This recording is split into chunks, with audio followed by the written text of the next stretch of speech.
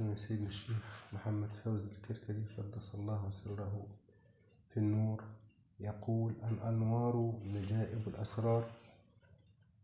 الأنوار مطايا القلوب والأسرار، نور وارد إلهي يقذفه الحق في قلب من أحب من عباده على يد ولي من أوليائه، يخرجه بها من ظلمات غفلته وطواغيت نفسه، يحرره بها من رق الأغيار ومسن شهواته وحظوظه، يركب بها براق المعاني، يطير بها إلى عوالم الملكوت والجبروت، يسري به إلى سماوات الروح فيتذوق لذة القرب والفناء، يسري حمام روحه إلى عرش الرحمن، يسرح في جنات القرب ورياض المعرفة وبحبوحة الود والوئام.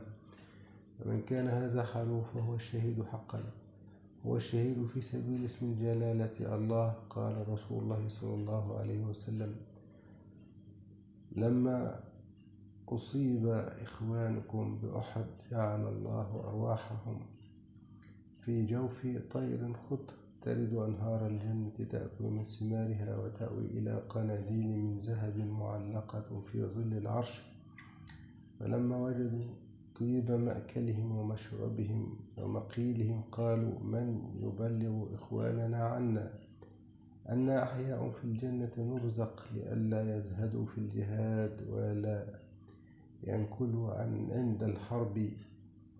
فقال الله سبحانه: أنا أبلغهم عنكم. قال فأنزل الحق سبحانه وتعالى: ولا تحسبن الذين قتلوا في سبيل الله أمواتا بل أحياء عند ربهم يرزقون.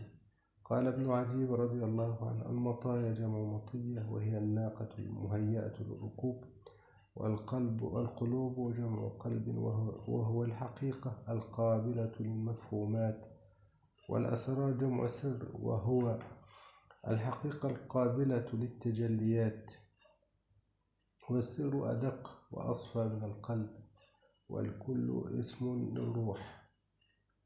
فإن الروح ما دامت متظلمة بالمعاصي والذنوب والشهوات والعيوب سميت نفسا، فإذا انزجرت وانعقلت ناقال البعير سميت عقلا، فما زالت تتقلب في الغفلة والحضور سميت قلبا، إذا اطمأنت وسكنت واستراحت من تعب البشرية سميت روحا، إذا تصفت من غبش الحس سميت سرا، لكونها صارت سرا من أسرار الله حين رجعت إلى أصلها، وهو سر الجبروت.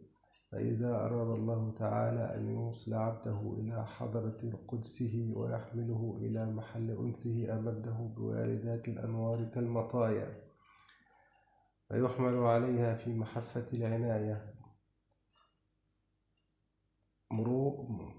مروحا عليه بنسيم الهداية، محفوفا بنصرة الرعاية، فترحل الروح من عوالم البشرية إلى عوالم روحانية حتى تصير سرا من أسرار الله.